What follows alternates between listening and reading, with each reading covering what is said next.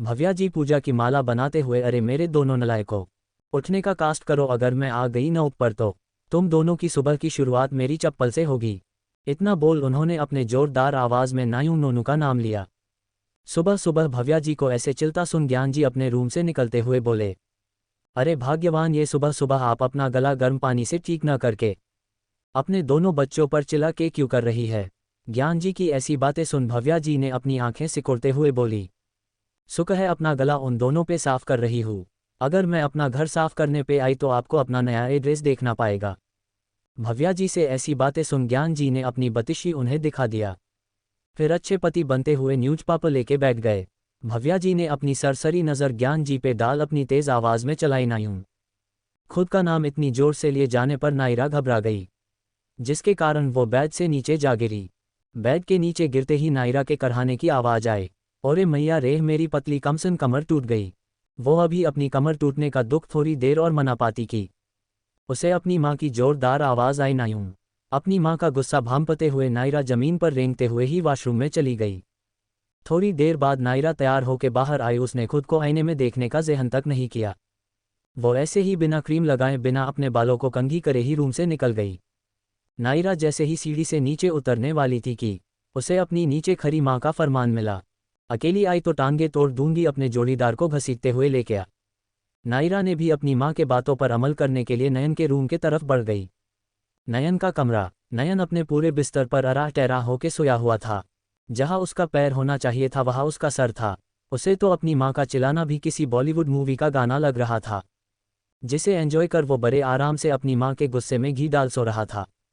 नायरा जो पेंडुलम के जैसे हिलते डुलते हुए उसके रूम में पहुंची। नयन को इतने बेफिक्र होके सोता देख उसने अपनी आंखें छोटी कर उसे घूरा। पर हमारे सुपरस्टार नोनू को कहाँ फर्क पड़ने वाला था, वो तो अभी अपने सपने में बेली डांस करते हुए सो रहे थे। नायरा पहले तो उसे नॉर्मल इंसानों के जैसे उठाया, पर मजाल है कि हमारे नोनू साहब एक सुई के जितना भी हिले हो। नयन पर अपनी बातों का असर न पड़ता देख नायरा ने पास में रखे जग का सारा पानी उड़ेल दिया। नयन ने जब खुद को भींगा हुआ महसूस किया तो वो अपने अलसाए हुए आवाज में बोला, मम्मा मोटर बंद कर दो, पानी गिर रहा है। नयन के बातों को सुन नायरा जोर जोर से हंसने लगी, जिसे इरिटेट होके नयन बोला, मोम पहले इस सुरपंखा को चुप कराओ। खुद के लिए सुरपंखा सुन नायरा ने अपनी नाक फुला ली। फिर गुस्से में बेड पे चढ़ते हुए बोली, अगर मैं सुरपंखा तो तू कुंभकर्ण। इतना बोल नायरा ने अपनी एक लात नयन के पिछवाड़े पे जमा दी, जिसे नयन बेड के नीचे जा गिरा। नीचे गिरने से भी उसकी नींद में कोई फर्क नहीं पड़ा। नयन पर कुछ न असर होते देख नायरा ने अपना मुंह बना बोली, हम बरा मुझे बेवरी बोल रहा था, खुद कौन सा सस्ता नशा करके सोया है जो उठने का नाम नहीं ले रहा है। पक्का ये अपने सपने में मेनका उर्वशी को देख रहा होगा, तभी अपनी नींद से हिलने का नाम नहीं ले रहा था।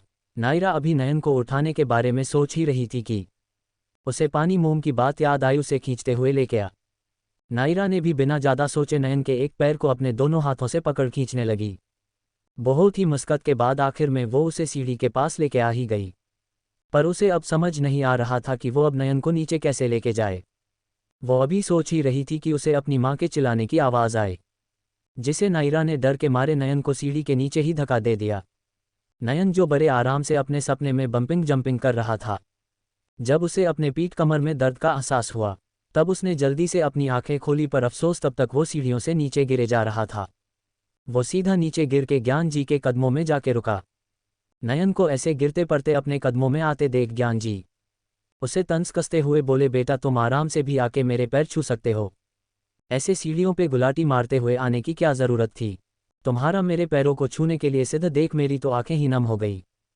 फिर वो थोड़े ड्रामेटिकल अंदाज में बोले, अब रुलाएगा क्या पगले। नयन जो अभी तक अपने सिचुएशन को समझने की कोशिश कर ही रहा था कि वो अपने डैड के बातों से चिढ़ते हुए बोला, आपके पैर छूने से अच्छा मैं मोम के पैर न छू ली, कम से कम मैं उनकी चप्पल से तो बच्चा रहूंगा। फिर थोड़ा रुक के बोला, क्या पता किसी दिन मोम मुझे पे ज़्यादा मेहरबान हो गई तो मुझे इस घर का मालिक बना देगी। नयन के मुंह से घर का मालिन बनना सुन ज्ञान जी ने उसे अपनी आंखें छोटी कर देखा। फिर अपनी आवाज़ तेज़ करते हुए बोले, क्या तुझे पड़ोस वाली आंटी ने ब्रेकफास्ट के लिए बुलाया है? इसका मतलब तू अपनी माँ के बने हुए देसी घी के पराठे नहीं खाएगा।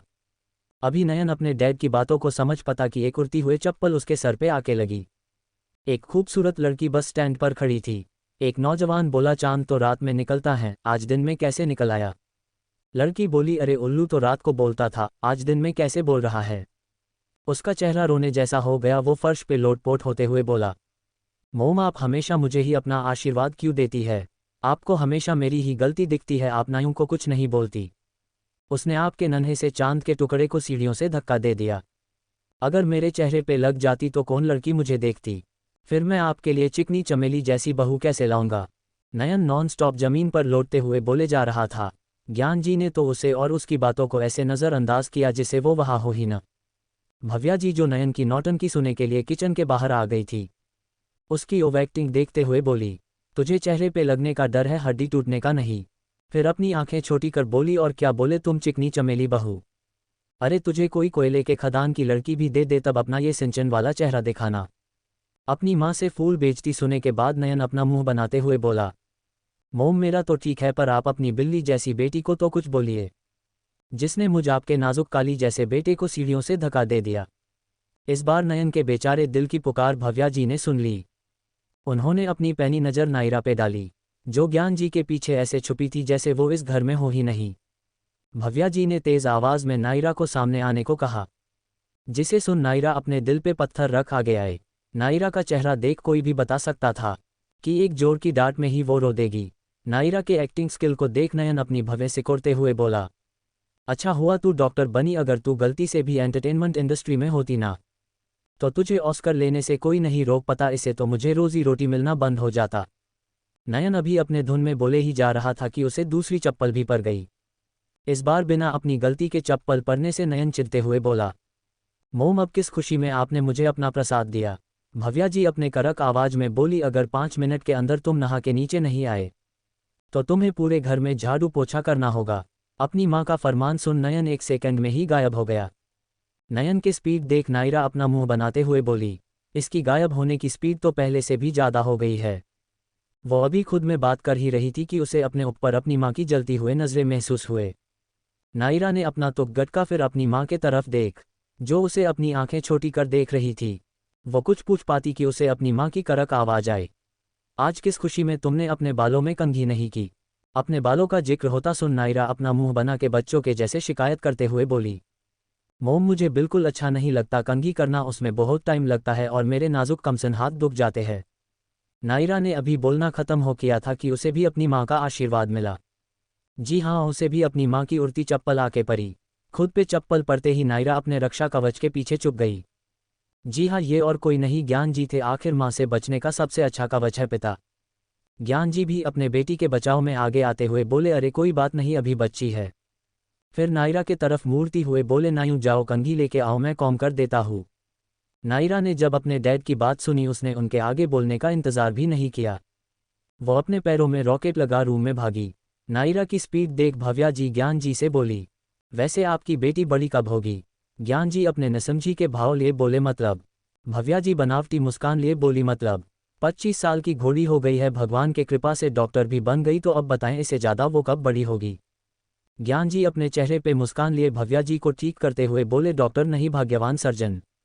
ज्ञान जी के बात से चिढ़ते हुए भव्या जी बोली, जी हाँ सर्जन जी के पापा जी, अब आपकी बेटी कब बड़ी होगी? ज्ञान जी इस बार अपने चेहरे पे गहरी मुस्कान लिए बोली, बेटियां अपने पिता के लिए कभी बड़ी नहीं होती, वो तो हमेशा उनके लिए नन्ही सी गुड़िया होती है। ज्ञान जी की बातें सुन भव्या जी कुछ बोल पाती कि उन्हें नायरा की चहकती हुई आवाज़ आए, डैडी। जैसे ही ज्ञान जी ने नायरा का चहकना सुना वो मुस्कुराते हुए पीछे मुड़े, जहां नायरा अपने हाथ में कंघी लेके खड़ी थी। उन्होंने नायर के हाथ से कंघी लेके उसके बालों को कॉम करने लगे। कंघी करते हुए ही वो नायरा से सवाल करने लगे, नायू तुम्हारी सर्जरी कैसी रही अमेरिका में? नायरा अपने ऊपर प्राउड करते हुए बोली, डैड आपको लगता है कि आपकी बेटी किसी सर्जरी को अपने अंडर में ले और वो फेल हो जाए? ज्ञान जी अपने सीने को चौड़ा करते हुए बोले, मेरी बेटी वर्ल्ड के बेस्ट सर्जन्स में से एक है। ऐसा हो ही नहीं सकता कि वो किसी सर्जरी को अपने अंडर ले और वो फेल हो जाए। अपने डैड से खुद के लिए ऐसी बातें सुन नायरा उनके तरफ मुड़ती हुए बोली, डैड आप मेरे काम से खुश तो है ना? ज्ञान जी उसे गले लगाते हुए बोले, खुश मैं तो तुम पे हर मिनट हर सेकंड प्राउड फील करता हूँ। इसे बात पे अर्ज किया है। मियाँ बीवी छत पे सो रहे थे। अचानक बीवी रोमांटिक मूड में बोली, सुनो जी आप तो मुझे किस भी नहीं करते। पति, अरे डार्लिंग अभी नहीं कर सकता। बीवी, क्यों? पति, वो तुम्हारी बहन की शादी होने वाली है ना? बीवी, हाँ तो पति तो आजकल उसे किसकी प्रैक्टिस करा रहा हूँ। बीवी बेहोश। ज्ञान जी और नायरा को आपस में इतना इमोशनल होते देख भव्या जी की आंखें नम हो गई। उन्होंने उन दोनों को असल दुनिया में लाते हुए बोली, वो सब तो ठीक है पर पहले चल के नाश्ता कर लीजिए। भव्या जी के बात सुन नायरा ज्ञान जी उन्हें देख अपना सर हाँ में हिला दिया। फिर डाइनिंग टेबल के तरफ बढ़ गए। तभी नायरा अपनी मोम से सवाल करते हुए बोली, मोम बड़े भाई कहाँ है, अभी तक नीचे नहीं आई क्या, मैं उन्हें बुला लाऊं? नायरा की बात सुन भव्या जी कटाक्ष करते हुए बोली, बेटा वो तुम दोनों बंदरों के जैसे सोता नहीं रहता है, अभी जॉगिंग करके आया है, अभी फ्रेश होके आता ही होगा। भव्या जी ने अपनी बात खत्म ही किया था कि उन्हें सीढ़ियों से नक्श उतरता हुआ दिखा। वो हल्का मुस्कुराते हुए बोली, लो आ गया नक्शु। भव्या जी की बात सुन नायरा ने अपने भाई को पीछे मुड़ के देखा, फिर जोर से चिल्लाते हुए नक्श के तरफ भागी। भाई ज्ञान जी ने नायरा का चिल्लाना सुन अपने कान पर हाथ रख लिया। नक्श जो अपनी घड़ी बांधते हुए नीचे आ रहा था, जैसे ही उसके कानों में नायरा की आवाज़ गई या यूं कहे चिल्लाना गया, वो अपनी जगह पर रुक गया, जैसे उसे अच्छे से पता हो कि अब नायरा का नेक्स्ट स्टेप क्या होगा। जैसा कि उसने सोचा था, नायरा भागते हुए उसके गले से लग गई। नक्श ने भी उसे बड़े आराम से अपने गले से लगा लिया। तभी उन्हें भव्या जी की आवाज़ आई, अगर आप दोनों का भरत मिलाप हो गया हो तो आके नाश्ता भी कर ले। अपनी माँ के बातों में कटाक्ष समझते हुए नायरा नक्श बिना कुछ बोले डाइनिंग टेबल पे आ बैठ गए। पर अपने ज्ञान जी कहाँ शांत रहने वाले थे, उन्होंने भी भव्या जी को तंज कसते हुए कहा, हम सबका तो ठीक है पर आपका लाडला सुपर स्टार कहाँ है? ज्ञान जी के तंज को समझते हुए भव्या जी जोर से चलाई नोनू। उन्होंने अभी अपनी आवाज़ धीरे ही किया था कि नयन को देख उनकी आंखें सुकुर गई। नायरा जो अपना दूध पी रही थी वो उसके मुंह से बाहर आ गया। नक्श ने तो अपना सर ही पीट लिया, पर अपने ज्ञान जी को अपने इस नमूने बेटे से कुछ ऐसी ही उम्मीदें थी। वो तो बस किसी तरह अपनी हंसी को रोकने की कोशिश कर रहे थे, जिसे वो भव्या जी के नज़रों में ना आ सके। भव्या जी जिनका गुस्सा अपने 7वें आसमान पर पहुंच गया था, वो अपने टेबल पे हाथ मारते हुए बोली, सुपरस्टार नोनू आप बताएंगे कि ये सब क्या है? खुद के लिए अपनी माँ के मुंह से सुपरस्टार सुन नयन ने बड़े स्टाइल में अपने हालों में हाथ फेरा। फिर हीरो स्टाइल में बोला, मोम आप मुझे बुलाओ और मैं आ ना सकूँ, ये हो नहीं सकता, मैं होने ही नहीं दूंगा। फिर धीरे से बोला, आपसे ज़्यादा तो मुझे आपकी चप्पल का डर है, तो माँ मैं आऊँगा, मैं आप मेरा इंतज़ार करना। फिर जैसे ही उसने अपना चेहरा ऊपर कर देखा, नायरा नक्श ज्ञान जी उसे अपनी बेचारी नज़रों से देख रहे थे। फिर उसने अपनी माँ को देखा जो पराठे की चटनी बनाने में लगी थी। वो दुनिया जहाँ की मासूमियत अपने चेहरे पर लेते हुए बोला, मैंने फिर से जोर से बोल दिया। ज्ञान जी नक्श नायरा ने अपने सर हाँ में हिलाते हुए बोले, हाँ नोनू। फिर नयन ने पूछा, आप सब ने सब कुछ सुन लिया? इस बार भी वो तीनों अपनी गर्दन हाँ में हिलाते हुए बोले, हाँ नोनू। नयन अपनी रोनी सूरत बनाते हुए बोला, मुझे फिर से मोम की चप्पल मिलेगी। उन तीनों ने एक साथ गहरी सांस ली, फिर अपना सर हाँ में हिलाते हुए बोले, हाँ नोनू। नयन अभी उन लोगों की हाँ सुन दुख मना पता की उसे लगातार 2 चप्पलें पड़ी, जिसे नयन अपनी जगह पर ही उछलने लगा। वो अभी अपनी माँ के पिंजरे से भाग पता कि भव्या जी उसके बाल पकड़ते हुए बोली, मिस्टर नोनू आप इस हालत में नीचे क्यों आए हैं? नयन ने अपना मुंह बनाते हुए बोला, मोम आपने बोला था 5 मिनट में नीचे आने, आपने ये थोड़ी बोला था पूरे कपड़े पहन के आना। नयन के तर्क को सुन भव्या जी उसके गाल गुस्से से खींचते हुए बोली, अच्छा तो मैंने कहा था, इसलिए तुम बस निक्कर पहन के घर में घूमोगे? अपनी माँ को ठीक करते हुए नयन बोला, बस निक्कर नहीं मोम, लो अभी मैंने लो अभी पहना है नीचे। नयन की नादानी भरी बातें सुन भव्या जी बोली, ओ फिर मैंने चश्मा नहीं लगाया है, इसलिए तुम्हारी लोअ मुझे घुटने के ऊपर तक दिख रही है। अपनी मोम का मजाक उड़ाते हुए नयन बोला, क्या मोम आप पे बुढ़ापा छा रहा है? कहाँ से आपको मेरा लोअर निक्कर दिख रहा है? वो इतना बोल अपने पेंट को पकड़ा तो उसे अपनी स्किन टच होते हुए महसूस हुआ। वो अपनी आंखें बड़ी बड़ी कर अपने सामने बैठे लोगों को देखने लगा, जो उसे बेचारी नज़रों से देख रहे थे। नयन ने एक हाथ से अपने छाती फिर दूसरे हाथ को अपने निक्कर के सामने करते हुए भागा। भागते हुए ही बोला, आप लोगों को शर्म नहीं आती मुझ जैसे सुपरस्टार का घर के अंदर इज्जत लूटते हुए देख के? मैं आप लोगों की शिकायत अपने फैंस से करूंगा, फिर देखना वो कैसे आपके घर के बाहर मेरे लिए धरना देंगे। तभी ज्ञान जी बोले, धरना छोड़ बेटा, पहले लोग तुझे एक गुलाब का फूल ही दे दे, तेरे लिए वही बहुत है। पापा बेटा 5 के बाद क्या आता है? बेटा 6 और 7 पापा। पापा शाबाश बेटा, मेरा तो बहुत इंटेलिजेंट है। अच्छा तो 6 7 के बाद? बेटा 8 9 10 पापा, और उसके बाद? बेटा और उसके बाद? गुलाम बेगम और बादशाह। प्लीज़ दोस्तों मेरे स्टोरी को लाइक कमेंट शेयर करें एंड प्लीज़ मुझे बताइए कि आपको मेरी स्टोरी कैसी लग रही है, ताकि मैं इसे और अच्छे से लिखूं। इतने ड्रामे के बाद आखिर में सब अब डाइनिंग टेबल पे थे। ज्ञान जी अपने हेड चेयर पे, उनके बाएं साइड भव्या जी। वही उनके दाएं साइड नक्श के बगल में नायरा, फिर उसके बगल में हमारे सुपरस्टार नोनू। भाई नोनू नायों की तो हिम्मत ही नहीं होती अपनी माँ के बगल में बैठने की। नयन अपना सर नीचे कर बोला, आप लोगों को बिल्कुल शर्म नहीं आती है ना। नयन की बात सुन ज्ञान जी मुंह पिचकाते हुए बोली, शर्म वो क्या चीज़ है। ज्ञान जी ने अभी बोलना खत्म ही किया था कि नायरा अपनी न समझी में बोली, पर हमें शर्म क्यों आनी चाहिए। नयन अपनी आंखें छोटी कर बोला, तूने मुझे इंडिया के जाने माने सुपरस्टार नयन को नगू पंगू देख लिया। नयन की बात सुन नायरा नक्श उसे अजीब नज़रों से देखने लगे। तभी बहुत देर से शांत बैठी भव्या जी बोली, किसने तुम्हें नगू पंगू देखा। मैंने, जिसने तुम्हारी बचपन से सूसू पॉटी साफ की है, या तुम्हारे डैड ने जिनके सामने तुम नगे खेलते रहते थे। और जहाँ तक बात रही तुम्हारे बड़े भाई की, तो तुम उसके सामने नगे ही बड़े हुए हो। फिर वो नायरा के तरफ देखते हुए बोली, इसके तो क्या ही कहने, तुम दोनों तो साथ में ही नगे पुंगे होके पूरा घर घूमते थे। अपना जिक्र आते ही नायरा ने मुंह बनाते हुए कहा, मोम प्लीज। नयन तो अपने कानों पर हाथ रखते हुए बोला, बस माँ, बस इतना भी सच नहीं बोलना होता। वो अभी मेलो ड्रामा कर ही रहा था कि पास में बैठी नायरा ने उसके पीठ पर एक मुक्का जमाते हुए कहा, करवाली बेचती अपने साथ साथ मेरी, अभी अब आगे कुछ मत बोलना। पर ऐसा हो सकता था वो दोनों साथ में बैठे और बातें न करे, या यूँ कहे वो दोनों साथ में बैठते ही थे चूलगी करने के लिए। अब किसकी, ये तो आगे पता चलेगा।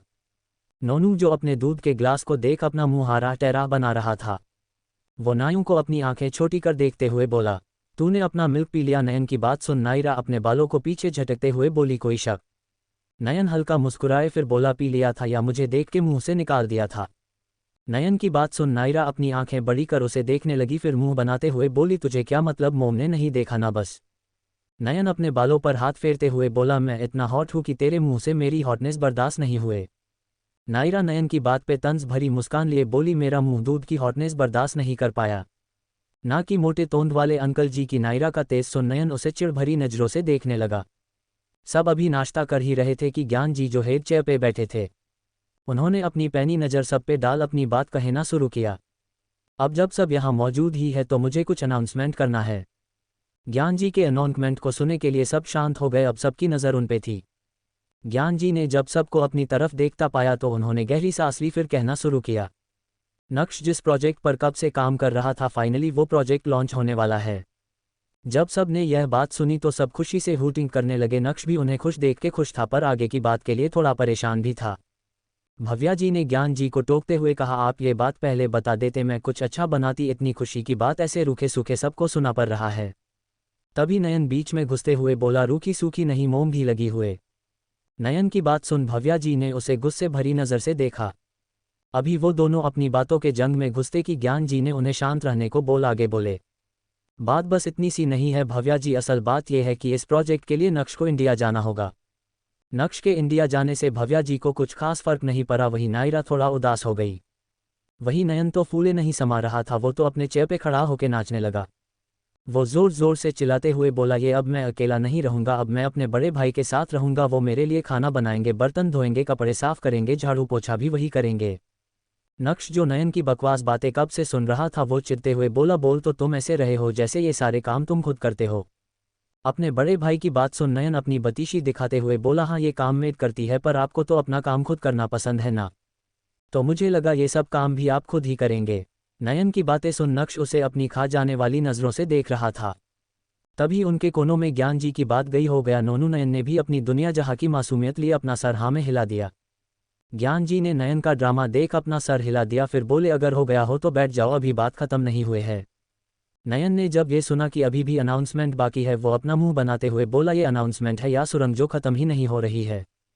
उसने अभी बोला ही था कि उसके सर पे चप्पल आके लगी। नयन ने लाचारी में अपने सर ज्ञान जी के तरह किया, जो उसे इशारों में बैठने के लिए बोल रहे थे।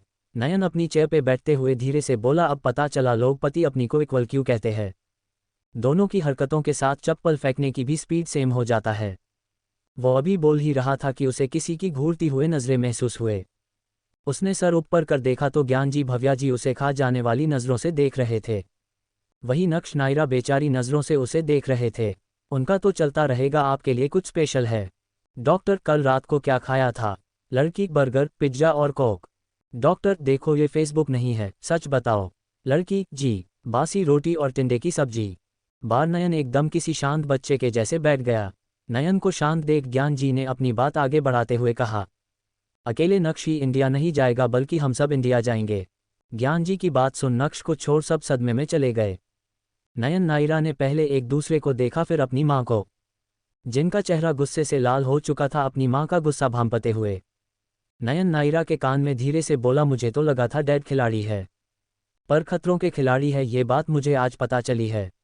वो अभी नायरा को कुछ आगे बोलता कि नायरा ने नयन के पैर पे अपने पैर से मारा।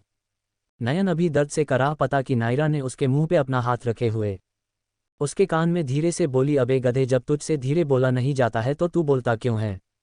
नयन ने नायरा की बात सुन सबको देखा, जहां भव्या जी अपना गुस्से से भरा लाल चेहरा लेके उसे घूरे जा रही थी, वही ज्ञान जी नक्श उसे आंखें दिखा चुप रहने का इशारा कर रहे थे। नयन ने अब खुद की भलाई चुप रहने में ही समझा।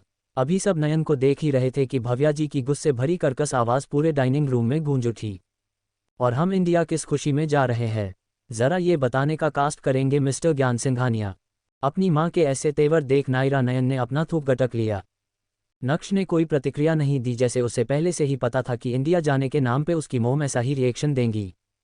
ज्ञान जी भव्या जी के गुस्से को बखूबी समझ रहे थे। उन्होंने भव्या जी को शांत करने के मकसद से उनका हाथ पकड़ना चाहा, जिसे भव्या जी ने बड़ी बेरुखी से झटक दिया।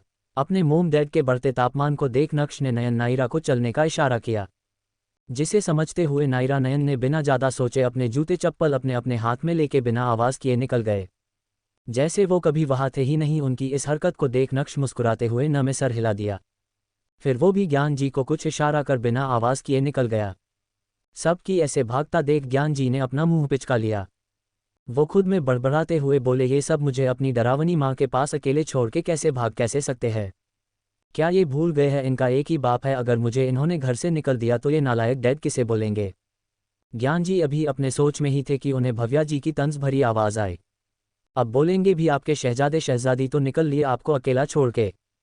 भव्या जी की बात सुन ज्ञान जी अपनी बतीशी दिखाते हुए बोले, भवू मेरी प्यारी भवू, मेरी बात पहले सुन लो फिर कुछ बोलना। भव्या जी अभी भी उन्हें अपनी आंखें छोटी कर देख रही थी।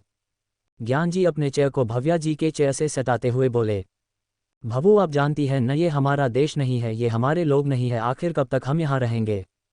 ज्ञान जी आगे कुछ बोलते कि भव्या जी उनके बातों को बीच में काटते हुए बोली, चलो मान लिया वो हमारा देश है, पर क्या वहाँ के लोग हमारे हैं, क्या वहाँ कोई है जिन्हें हम अपना कह सके। आपको तो पता है ना उन लोगों ने हमें कितनी तकलीफें दी है, सब कुछ तो हमसे छीन लिया था उन लोगों ने हमसे। जब हम एक दूसरे से मिले थे क्या था हमारे पास दुख दर्द संघर्ष, फिर क्यों जाए हम वहाँ। ये सारी बातें बोलते वक्त भव्या जी की आंखें नम पड़ गई, जिसे देख ज्ञान जी को अपने सीने में दर्द सा हुआ। वो भव्या जी को गले लगाते हुए बोले, हाँ आप बिल्कुल सही बोल रही है, आपकी एक एक बात सही है। उन लोगों ने हमें कुछ नहीं दिया, पर मैं फिर भी खुश हूँ क्योंकि उनके वजह से आप मुझे मिली। हाँ ये भी सच है, उस जिंदगी ने हमें दुख दर्द संघर्ष के अलावा कुछ नहीं दिया, पर आज उन्हीं सब परिस्थितियों के वजह से हमारे पास नक्श नयन नायरा है। ये भी सच है कि उन्होंने हमसे हमारा सब कुछ छीन लिया, पर आप ये भी तो देखिए, क्या वो आज के वक्त में हमसे हमारे नक्श नयन नायरा को हमसे छीन सकते हैं। क्या ऐसा हो सकता है, क्या हमारे बच्चे ऐसा होने देंगे। नहीं बिल्कुल नहीं। अरे मेरी छोड़िए, क्या आपको अपने बच्चों को जानती नहीं या आपको उन पर भरोसा नहीं। जो दुनिया नक्श सिंघानिया के आगे झुकती है वो अपनी माँ के आगे झुकता है। जो दुनिया नयन के एक झलक देखने के लिए तरसती है वो सुपरस्टार नयन अपनी माँ के आगे हर महीने चाहे वो कहीं भी हो अटेंडेंस लगाने आता है। जो दुनिया वाले डॉक्टर नायरा के एक अपॉइंटमेंट के लिए महीनों इंतजार करते हैं, उस डॉक्टर नायरा की तो सुबह भी आपकी डांट से शुरू होती है और रात खत्म भी आपके डांट पर होती। क्या आपको लगता है कि उन लोगों में इतनी हिम्मत और ताकत है कि हमारे किसी भी बच्चे को छू सके। ज्ञान जी की सारी बातें सुन भव्या जी के आंसू जो आंखों में थे वो गालों पर लुढ़क गए।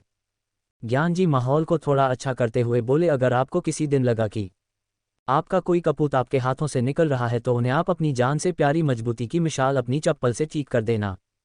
ज्ञान जी की आखिरी बात सुन भव्या जी रोते हुए मुस्कुरा दी।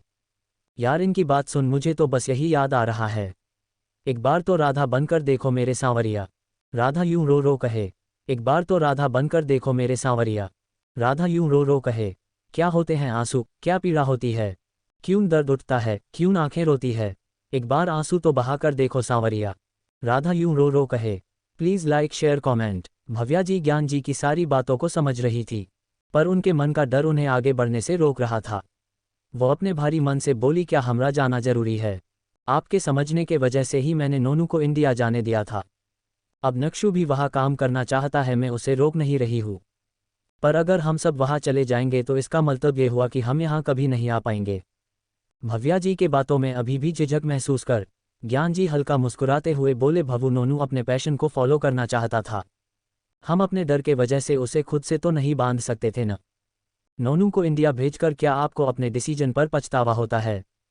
ज्ञान जी की बात सुन भव्या जी जल्दी से उनका हाथ पकड़ बोली, नहीं बिल्कुल नहीं, मुझे कभी इस बात का पछतावा नहीं होगा कि मैंने नोनू को इंडिया उसका सपना पूरा करने भेजा था। हाँ ये बात मैं मानती हूँ कि उस वक्त मैं इस फैसले के बिल्कुल खिलाफ थी, पर आज जब मैं नोनू को इतना खुश और कामयाब देखती हूँ तो मेरे दिल में एक तरह का सुकून और तसल्ली होता है। अच्छा हुआ उस वक्त आपने मुझे समझाया, नहीं तो मैं खुद को कभी माफ़ नहीं कर पाती कि मेरे वजह से नोनू अपने सपनों की दुनिया जी नहीं पाया। भव्या जी के बातों को सुन ज्ञान जी उन्हें अपने गले से लगाते हुए बोले, अच्छा आप इस बात से खुश है कि वो इतना बड़ा सुपरस्टार बन गया है, या इस बात पे कि आपके एक फ़ोन कॉल पे वो इंडिया से भागा भागा लंदन आता है, वो भी आपके लिए इंडियन फूड लेके? भव्या जी उनके पीठ पे चिटी काटते हुए बोली, मेरे लिए या आपके लिए देसी घी के बन हुए मिठाइयाँ? भव्या जी की बातें सुन दोनों खिलखिला के हंसने लगे। भव्या जी ने इस बार बस दो टूक में सवाल पूछा, जरूरी है?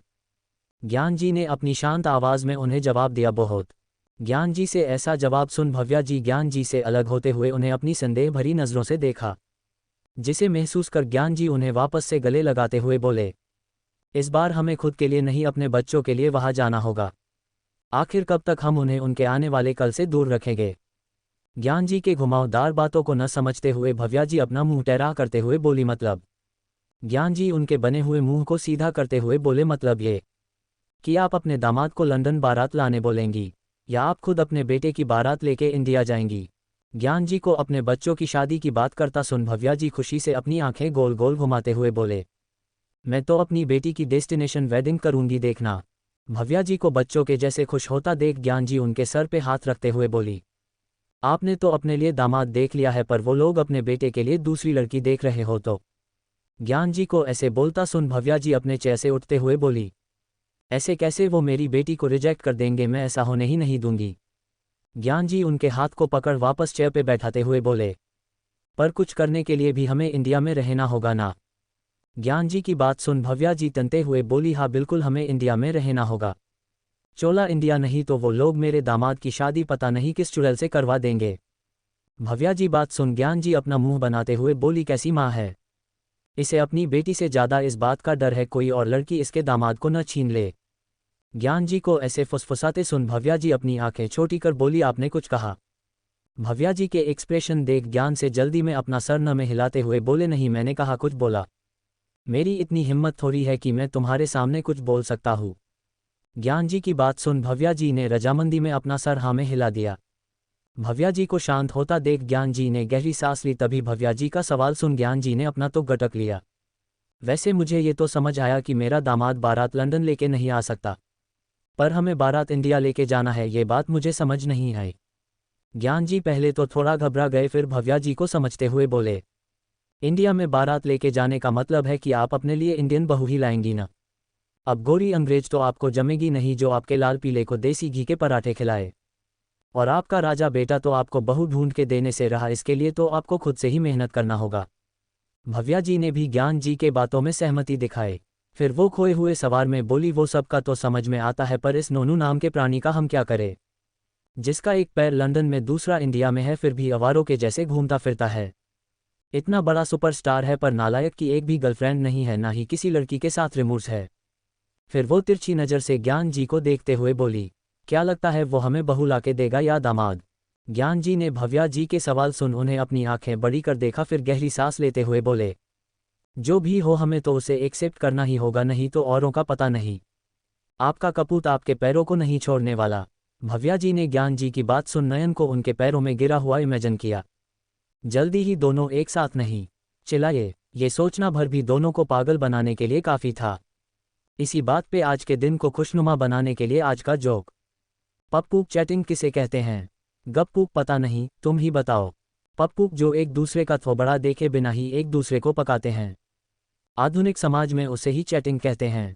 विस्मयादिबोधक चिन्ह। अपने घर से अपने हाथ में चप्पल लेके नायरा नयन घुटनों के बल चलते हुए गार्डन में आके रुके, फिर अलती पालती मार के बैठ गए। वो दोनों इतना तक गए थे कि उन्हें देख ऐसा लग रहा था कि वो दोनों कितना ऊंचा पहाड़ चढ़ के आए हैं। नायरा ने गहरी गहरी सांस लेते हुए नयन को देखा। उसे देखते ही उसकी आंखें सिकुड़ गई। सिकुड़े भी क्यों ना, हमारे नोनू महाराज जिनके दोनों हाथों में चप्पल होनी चाहिए थी। चप्पल न होके उनके हाथ में पराठे थे जिसे वो बड़े चाव से खाने में बिजी थे।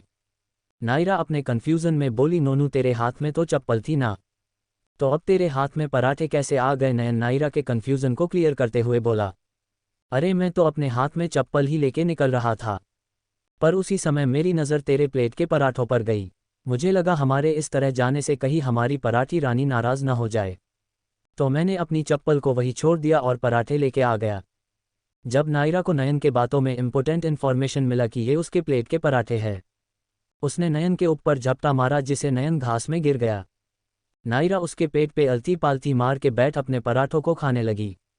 खुद के पराठों को ऐसे छीने जाने से वैसे ही नयन चीड़ गया था। ऊपर से अब नायरा उसके पेट पे बैठ के खा रही थी, या यूं कहे उसे लालच दिला रही थी, जिसे नयन और ज़्यादा चीड़ रहा था। वो नायरा को अपने ऊपर से हटाते हुए बोला, अरे मोटी कद्दू भयेश, उठ जा मेरे ऊपर से, नहीं तो मैं तेरे भारी भरकम वजन से केले के जैसे पिचक जाऊंगा। फिर मुझे मेरी फैंग गर्ल्स पिचका हुआ सुपरस्टार बुलाएंगी। नयन की बात सुन नायरा उसका मजाक उड़ाते हुए बोली, बस पिचका हुआ सुपरस्टार? मुझे तो लगा वो तुझे सरा लगा पिचका हुआ सुपरस्टार बुलाएंगी। नायरा को इतने मस्त अंदाज में खुद की बेइज्जती करता सुन नयन ने उसे बिना ज़्यादा मेहनत किए उसे खुद के ऊपर से उठा साइड में बैठा दिया। खुद को इस तरह से नयन के ऊपर से उठ घास पे बैठा देख नायरा का मुंह बन गया। तभी वो हुआ जिसकी उम्मीद तो नायरा ने की थी, पर इतनी जल्दी होगा ये उसे पता नहीं था। नायरा अभी अपना मुंह बना ही रही थी कि नयन ने उसके दोनों हाथों से पराठों को छीना, फिर एक ही बार में अपने मुंह में डाल खा गया। नयन की स्पीड देख नायरा तो पहले हैरान हुए, पर जैसे ही उसे रियलाइज हुआ कि नयन ने उसके दोनों पराठे खा लिए, उसका बना हुआ मुंह अब रोने वाला हो गया।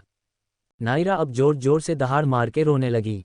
नायरा को ऐसे बिना पानी के टंकी यूज़ किए ही गंगा यमुना बहाता देख नयन उसे जल्दी जल्दी शांत करने लगा। उसे पता था अगर गलती से भी मोम डैड या उसके बड़े भाई, उन तीनों में से किसी ने भी अगर नायरा को ऐसे रोता देख लिया तो उसकी शामत आने से कोई नहीं रोक सकता। शायद उसका सोचना सही भी था, क्योंकि उन 3 शामत लाने वालों में से एक ठीक नयन के पीछे खड़ा था। नायरा को ऐसे जोर जोर से रोता देख उस आती हुए शामत ने नयन को उसके कॉलर से पकड़ ऊपर उठा था। जो नयन अभी घास पे बड़े आराम से बैठा था, वो अभी बिन पानी के मछली के जैसे हवा में अपने पैर मार रहा था। नयन खुद को बचाते हुए बोला, भाई मेरी कोई गलती नहीं है, मैंने तो बस उसका पराठा खाया था, वो भी उसने मेरा मजाक उड़ाया था, तब पहले मैंने उसे बुली नहीं किया, नायू ने मुझे बुली किया था। नक्श ने नयन की बात को कन्फर्म करने के लिए नायरा के तरफ देखा, जो थोड़ी देर रोने सी ही अपने नाक को लाल कर चुकी थी। नायरा अपनी नाक साफ करते हुए बोली, भाई नोनू ने मेरे प्लेट के पराठे ले लिए थे और यहाँ आके मुझे चिड़ा चिड़ा के खा रहा था, तभी मैंने इसका मजाक उड़ाया। नायरा के बातों को सुन नक्श ने गहरी सांस ली। उसे समझ नहीं आता था कि उसके ये दोनों भाई बहन जो दिखने में बड़े हो गए हैं, पर पता नहीं कब दिमाग से बड़े होंगे, दोनों के दोनों आज भी छोटी सी चीज़ों के लिए बच्चों के जैसे लड़ते हैं। नक्श ने लाचारी में अपना सर हिला दिया, फिर नयन को जमीन पर वापस बैठा दिया। खुद के नीचे जमीन महसूस कर नयन ने राहत की सांस ली। उसे समझ नहीं आता था कि उसके घर वाले नायू के रोने भर से ही उसकी शामत क्यों खड़ी कर देते थे। नयन ने इन सभी बातों को अपने दिमाग से झटका, फिर अपना ध्यान अपने बड़े भाई के तरफ किया, जो अपने रुमाल से अपनी प्यारी सी नाजुक सी छोटी सी कली बहन का मुंह पोंछ रहे थे। वो नक्श के पीठ पर चढ़ते हुए बोला, वैसे भाई आपको क्या लगता है, क्या हमारे खतरों के खिलाड़ी डैड हमारी गबर माँ को इंडिया जाने के लिए मना पाएंगे? नयन की बात सुन नक्श नायरा का मुंह पूछते हुए बोला, तुम इंडिया चले गए थे ना? नयन ने बेख्याली में ही अपना सर हाँ में हिला दिया। नक्श उसका जवाब बिना पीछे मुड़े ही जान गया था। वो अपनी बात को आगे बढ़ाते हुए बोला, तो बस हम सब भी चले जाएंगे। नायरा जो अपने रोने से शांत हो गई थी, वो अपनी आंखों में चमक लाते हुए बोली, भाई हम कब जाएंगे इंडिया? क्या हम वहीं रहेंगे या थोड़े टाइम बाद हम वापस आ जाएंगे? नायरा को एक बार में इतने सारे सवाल करता सुन नक्श उसके नाक को खींचते हुए बोला, हम 1 हफ्ते बाद तुम्हारे अवार्ड सेरेमनी के बाद जाएंगे, और रही बात वापस आने की तो हम अब वही सेटल हो जाएंगे। नक्श ने अभी अपनी बात खत्म ही किया था कि नयन अपना मुंह बनाते हुए बोला, तू तो वहां जाने से ज़्यादा ये सोचकर खुश होगी कि तू वहां अयांश भाई पे नज़र रख पाएगी। नयन के बात खत्म करते ही नायरा ने उसके पीठ पे मुक्का जमा दिया, जिसे उसकी आह निकल गई। उन दोनों को वापस लड़ता देख नक्श उन्हें रोकते हुए बोला, अच्छा ठीक है चलो नायू, मैं तुम्हें हॉस्पिटल छोड़ देता हूँ। नयन भी अपना मुंह बनाते हुए बोला, हाँ ले जाओ इस पागल डॉक्टर को, आज की शाम खुशनुमा करने के लिए। पिता, पेपर कैसा गया? बेटा पहला सवाल छूट गया, तीसरा आता नहीं था, चौथा करना भूल गया, पांचवा नजर नहीं आया। पिता और सवाल 2। बेटा बस सिर्फ वही गलत हो गया। एक हफ्ते बाद नायरा के अवार्ड सेरेमनी के एक दिन पहले घर में चारों तरफ शांति छाई हुई थी। ज्ञान जी अपने स्टडी रूम में कोई जरूरी डॉक्यूमेंट पढ़ रहे थे। वही नयन हाथी घोड़े बेच अपने सपनों की नगरी में खोया था। नक्श अपने रूम के बने स्टडी रूम में अपना ऑफिस का काम कर रहा था। तभी उसका फ़ोन बजा। नक्श ने पहले तो फ़ोन को इग्नोर करना चाहा, पर डिस्प्ले पर शो हो रहे नाम को देख उसने बिना देरी दिए फ़ोन रिसीव करते हुए बोला है, कहा है तू इतने दिनों से, जब से तूने नायू को लंदन वापस भेजा है, तेरी खोज खबर ही बंद है। नायू मुझे 1000 बार पूछ चुकी है कि क्या तू उसका अवार्ड शो अटेंड करने आएगा। नक्श को बिना रुके इतने सारे सवाल करता सुन अयांश ने गहरी सांस लेते हुए कहा, नक्श रिलैक्स। नक्श जो बिना रुके बोले जा रहा था वो अयांश की बात सुन रिलैक्स होते हुए बोला, कहा है तू। अयांश ने 2 टूक में जवाब दिया, ब्राज़ील। नक्श ने अपने शांत सवाल में दूसरा सवाल किया, कब तक आएगा। अयांश हल्का मुस्कुराते हुए बोला, जब तू इंडिया आ जाएगा। नक्श का जवाब सुन नक्श भी मुस्कुराते हुए बोला, तो तुझे पता चल गया। नक्श थोड़ा रुक के बोला, मतलब तू नायू के अवार्ड शो में नहीं आ पाएगा। अयांश ने इस बार कुछ नहीं कहा, दूसरी तरफ की शांति को समझते हुए नक्श ने अपनी भवें चढ़ाते हुए बोला, तो अपना एक्सप्लेनेशन रेडी रखना नायू को सुनाने के लिए। नायरा के बारे में सोचने भर से ही अयांश मुस्कुरा उठा। वो नक्श से नायरा के बारे में पूछते हुए बोला, कैसी है वो। नायरा के बारे में बताते हुए नक्श भी मुस्कुरा उठा। वो मुस्कुराते हुए ही बोला, लाइक ऑलवेज। उसके पैर जमीन पे रुकते ही कब है, हमेशा हॉस्पिटल में बिजी रहती है। एक बार को तो लगता है वो हम दोनों से ज़्यादा बिजी पर्सन है। अभी नक्श अयांश नायरा की बात कर ही रहे थे कि उन्हें नायरा की चीखने की आवाज़ आई, जिसे नक्श ने बिना फ़ोन काटे ही नीचे के तरफ दौड़ गया। नयन जो मस्त मलंग होके सो रहा था, वो नायरा की इतनी जोरदार चीख सुन बेड से गिर गया। वो बिना ज़्यादा कुछ सोचे कंबल को अपने ऊपर ही लपेटे नीचे के तरफ भागा। ज्ञान जी जो अपने डॉक्यूमेंट में नजरें गिराए बैठे थे, नायरा की चीख सुन वो हड़बड़ा गए। वो बिना चप्पल पहने ही अपने रूम से निकल गए। सामने का नज़ारा देख जहां ज्ञान जी ने अपना मुंह बना लिया, वही नक्श तो सीढ़ी पे ही बैठ गया। इन सब से हटके नयन तो सामने का नज़ारा देख फ्लो पे वापस कंबल ओढ़कर सो गया। हॉल के चारों तरफ नायरा बिल्ली के बच्चे जैसी इधर उधर भाग रही थी। वही भव्या जी उसके पीछे झाड़ू लेके दौड़ रही थी। नायरा खुद को बचाते हुए बोली, मोम मेरी गलती नहीं है, मैंने आपको इन्फॉर्म किया था। मुझे क्या पता था कि मेरा रिचार्ज ख़त्म हो गया है और आपको वो मैसेज सेंड नहीं हुआ है। सच्ची में मोम इस बार मेरी कोई गलती नहीं है, सब मेरे फ़ोन की गलती है। भव्या जी नायरा को एक झाड़ू मारते हुए बोली, तू पूरे 3 दिन बाद घर आई है। चल मान लिया तेरा रिचार्ज ख़त्म हो गया था, पर जब मैंने तेरे जूनियर डॉक्टर से बोला कि नायरा को बोलना मुझे कॉल करे, तब तूने क्या बोला उसे, ये बेकार के मैसेजेस मेरे पास मत लेके आओ, मैं डिस्टर्ब होती हूँ। नायरा अपने बचाव में बोली, वो मोम जब उस जूनियर डॉक्टर ने मुझे आपके बारे में इन्फॉर्म किया तब मैं ऑर्ट में थी। आखिर में नायरा अपने सबसे शक्तिशाली सपोर्ट के पास छुपते हुए दुनिया जहाँ की मासूमियत लाते हुए बोली, डैडी मुझे भूल लगी है, मैंने मॉर्निंग से कुछ नहीं खाया है। जैसे ही ज्ञान जी ने नायरा की बात सुन भव्या जी को देखा, जो किसी मूर्ति के जैसे अपनी जगह पर खड़ी हो गई थी। ज्ञान जी ने धीरे से नायरा को शाबाशी देते हुए बोले, बेटा तीर एकदम निशाने पे लगा है। अपने डैड की बात सुन नायरा ने राहत की सांस ली। फिर वो डाइनिंग टेबल के पास पहुंच अपने चेयर पे बैठने वाली थी कि उसने नयन को देखा, जो कुछ देर पहले तक नींद का नशा कर फ्लो पे सोया था और अब डाइनिंग टेबल पे तो ऐसे मुंह बना करके बैठा है जैसे कितने दिनों से उसे खाना न मिला हो। नयन को देख नायरा चिढ़ते हुए बोली, तू क्यों बैठा है, तूने तो खा लिया ना। नयन अपने चेहरे पे दुनिया जहां की मासूमियत लाते हुए बोला, पागल है तू, भूखी रहेगी और मैं तेरा भाई तेरा नोनू तेरे बिना कैसे खा सकता हूँ। नयन अपने चेहरे पे मासूमियत लिए अभी भी नायरा को यकीन दिलाने की कोशिश कर रहा था। तभी उसके मुंह से तेज डकार निकला आ है। नायरा को पता नहीं क्यों पर नयन की बात पर 1% भी भरोसा नहीं हो रहा था। जो कि सही भी था, उसका जवाब नयन की डकार ने दे दिया। नयन को इतना जोरदार डकार लेता सुन नायरा जोर से चिल्लाई, नोनू। फिर एक जोरदार मुक्का नयन के पीठ पे जमा दिया, जिसे नयन की आह निकल गई। उन दोनों को लड़ाई शुरू करता देख ज्ञान जी पीछे से आते हुए बोले, अब शांत हो जाओ दोनों, नहीं तो माँ के हाथों से बने पराठों के बदले माँ की पैर में पहनी चप्पल मिलेगी। चप्पल का नाम सुन नयन नायरा ने अपनी पीठ सीधी कर बैठ गए। नयन धीर से बोला, जो कि सबके सुने के लिए काफ़ी था, माँ की चप्पल न भैया न, ऑलरेडी 3 दोनों से लगता खा रहा हूँ, अब पेट में जगह नहीं है उसे खाने की। नयन की बात सुन नायरा अपना मुंह बनाते हुए बोली, तेरा तो फिर भी 3 दिन था, मेरा तो मोम ने एक दिन के झाड़ू में ही निपटा दिया, अब मोम की चप्पल खाने की हिम्मत नहीं है। दोनों को अपनी माँ के चप्पल से इतना डर खाता देख ज्ञान जी नक्श की हंसी निकल गई। जिसे नयन नायरा चिढ़े जरूर पर कुछ बोलने की हिम्मत नहीं की। आज की दोपहर को थोड़ा धूपनुमा बनाने के लिए अर्ज किया है। टीचर, संगठन में ही शक्ति है का एक अच्छा सा उदाहरण दो। छात्र, जेब में एक बीड़ी हो तो टूट जाती है और पूरा बंडल हो तो नहीं टूटता। मास्टर जी बेहोश। आखिरकार सब नायरा के खाना खत्म करने के बाद हॉल में बैठ बात कर रहे थे। नायरा फ्लो पे बैठ अपने बालों में भव्या जी से तेल लगवा रही थी। नयन तो वापस से अपना कंबल लेके सोफे पे सो गया था। ज्ञान जी नक्श एक दूसरे से कुछ बात कर रहे थे कि ज्ञान जी नायरा से सवाल करते हुए बोले, नायू कल के लिए तुम्हारी सारी प्रिपरेशन हो गई है। नायरा ने भी खुशी से चहकते हुए हाँ में जवाब दिया। तभी नक्श यूं ही नायरा से बोला, वैसे तुम कल कौन सी ड्रेस पहनने वाली हो? नक्श का सवाल सुन नायरा भव्या जी के पैरों को गले लगाते हुए बोली, जो मोम मेरे लिए खरीद के लाई है। नायरा का जवाब सुन ज्ञान जी ने भव्या जी को संदेह भरी नजरों से देखते हुए बोले, भव्या जी अपने नायू के लिए नई ड्रेस ली, हमें दिखाया नहीं। भव्या जी भी नायरा के बाल में तेल लगाते हुए बोली, दिखाऊंगी तब न जब खरीदूंगी। जहां भव्या जी बात सुन नायरा जोर से चीरते हुए बोली, क्या? इतना बोल वो अपनी मां के हाथ से बाल छुड़ा खड़ी हो गई। ज्ञान जी नक्श ने एक दूसरे को देखा, फिर भव्या जी को, जो बिल्कुल किसी मुर्रत के तरह बैठी थी जैसे कुछ हुआ ही नहीं। वही नयन जो कब से कंबल में घुसा हुआ था, उसकी भी आंखें अब कंबल के बाहर का नजर देख रही थी। नायरा अपनी मां से एक बार फिर कंफर्म करते हुए बोली, मोम प्लीज सच बोलिएगा, क्या सच में आपने मेरे लिए कोई ड्रेस नहीं लिया है?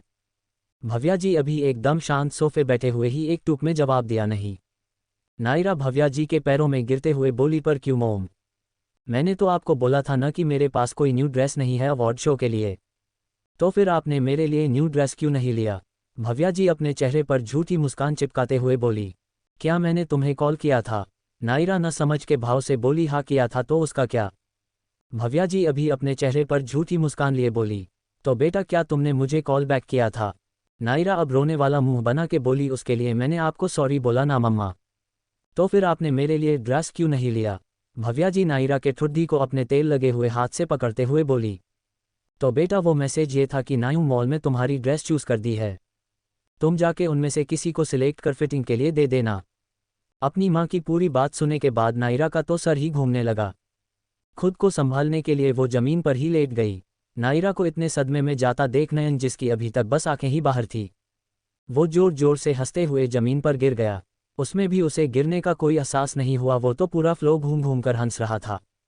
ज्ञान जी नक्श ने नायरा को अपनी बेचारी नज़रों से देखा, क्योंकि भव्या जी ने तो उसके लिए ड्रेस लिया ही था। नायरा उसे फिटिंग कराने नहीं जा पाई, तो इसमें गलती भी तो नायरा की हुए कि उसने भव्या जी की पूरी बात नहीं सुनी। नायरा तो खुद को संभाल ही नहीं पा रही थी, वो अब जोर जोर से दहाड़ मार के रोने लगी। नायरा को ऐसे छोटे बच्चों के जैसे एक ड्रेस के लिए रोता देख भव्या जी ने अपना मुंह बना लिया। वही नयन खुद को वापस कंबल में घुसाते हुए बोला, अरे रोतलू कितना रोएगी, हर छोटी बात पे तुझे रोना ही क्यों होता है? तुझे बस एक ड्रेस ही चाहिए न, जा मेरे वार्डरोब से मेरी शर्ट और जीन्स ले ले।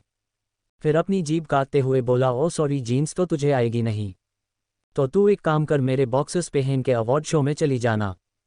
कसम से क्या धांसू लगेगी तू, तुझे कोई टक्कर ही नहीं दे पाएगा। वो अभी बोल ही रहा था कि नायरा जो कब से रोए जा रही थी, वो अब भी रोते हुए नयन के पैरों को कमल से पकड़ पूरे घर में घूमने लगी, जिसकी वजह से नयन किसी पीछे के जैसे घर को साफ कर रहा था।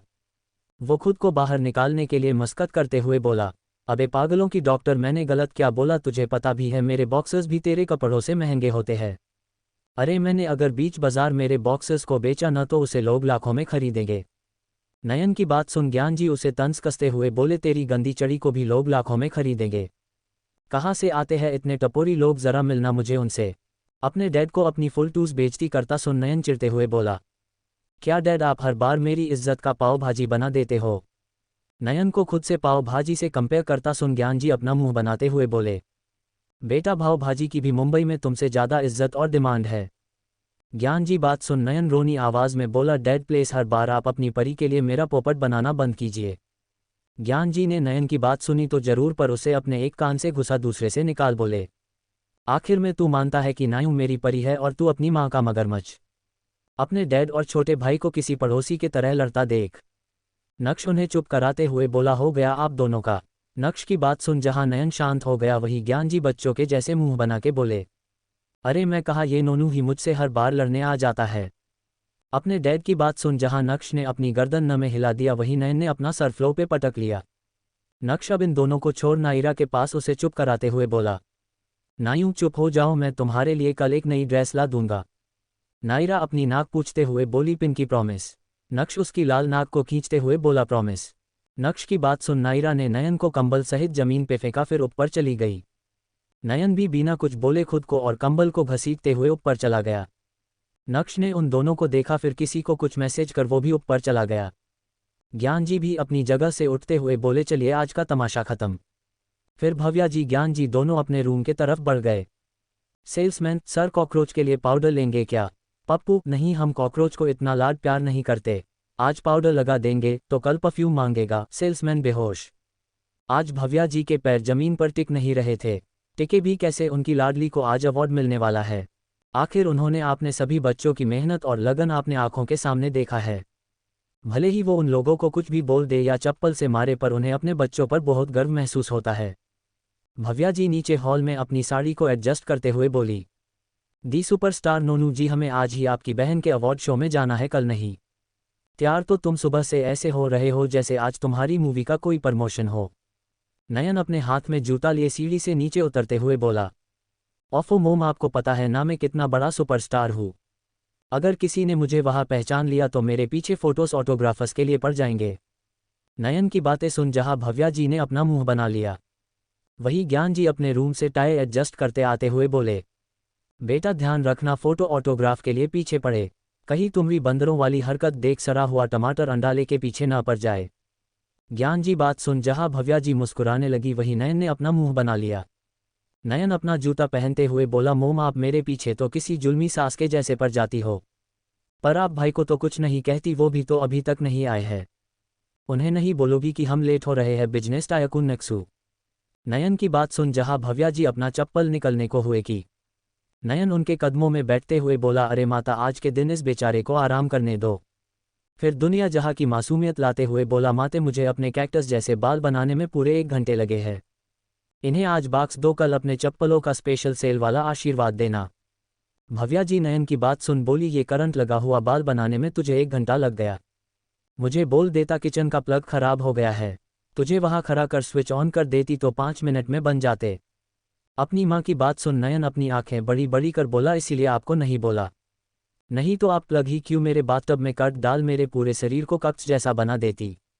अभी वो दोनों अपनी बकवास बातों में लगे ही थे कि ज्ञान जी उन्हें रोकते हुए बोले, वो अगर माँ बेटे की आत्मकथा खत्म हो गई हो तो बाहर चले, नक्श हमारा वेट कर रहा है। अपने डैड की बात सुन नयन अपनी आंखों को बढ़ाकर गोल गोल घुमाते हुए बोला, भाई कब हॉल से बाहर चले गए? मैंने तो उन्हें देखा ही भी।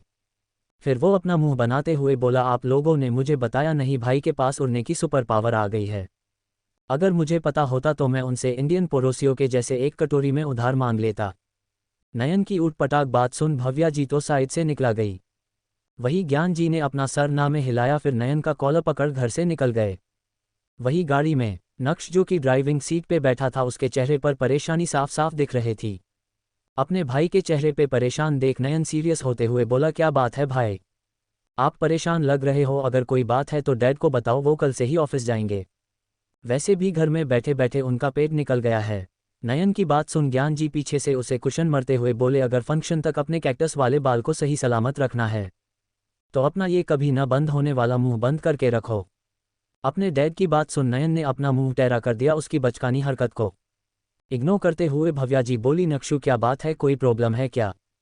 नक्श ड्राइविंग करते हुए ही अपनी शांत आवाज में बोला, वो मोम नायू की ड्रेस अभी तक उसके पास पहुंची नहीं है। नक्श की बात सुन ज्ञान जी थोड़ा आगे आते हुए बोले, मतलब? नक्श अभी शांत आवाज में बोला, वो डैड अभी थोड़े देर पहले डिजाइनर का कॉल आया था, उन्होंने कहा है कि नायरा की ड्रेस अभी डिलीवरी के लिए निकली है। नक्श की बात सुन नयन थोड़ा धीरे बोला, जो कि सबके सुनने के लिए काफ़ी था। अभी निकली है तो पहुंचेगी कब? आधे घंटे में तो उसका शो स्टार्ट हो जाएगा। उस डिजाइनर को ड्रेस डिलीवर करने में कम से कम 1 घंटा तो लगेगा। नयन की बात इस बार किसी ने नहीं काटा, क्योंकि कहीं ना कहीं उसने बिल्कुल सही प्रिसिडेंट किया था। अब तो सबको अपने मन में डर लग रहा था, अगर नायरा को उसकी ड्रेस नहीं मिली तो उन लोगों का क्या करेगी। कल ही उसने रो रो कर सारा घर सर पर उठा लिया था, यहाँ आगे के लिए सबको डर लग रहा था, पर नयन को सबसे ज़्यादा खुद के लिए डर लग रहा था। ऑडिटोरियम नायरा जो अभी अभी फंक्शन के लिए डायरेक्ट हॉस्पिटल से गई थी, वो अपने किसी कलीग से कुछ बात कर ही रही थी कि एक डिलीवरी बॉय उसके पास एक पार्सल लाते हुए बोला, डॉक्टर नायरा सिंघानिया। नायरा ने अपना नाम सुन हाँ में जवाब दिया। लड़के ने उसे पार्सल देते हुए बोला, ma'am this is for you. Naira ने भी वो पार्सल ले लिया। नायरा ने बिना वक्त गवाए उस पार्सल को खोला। उस पार्सल में रखे कपड़े को देख नायरा की आंखें बड़ी बड़ी हो गई। वो अपना मुंह बनाते हुए बोली, माना मैं फिटिंग के लिए मॉल नहीं गई।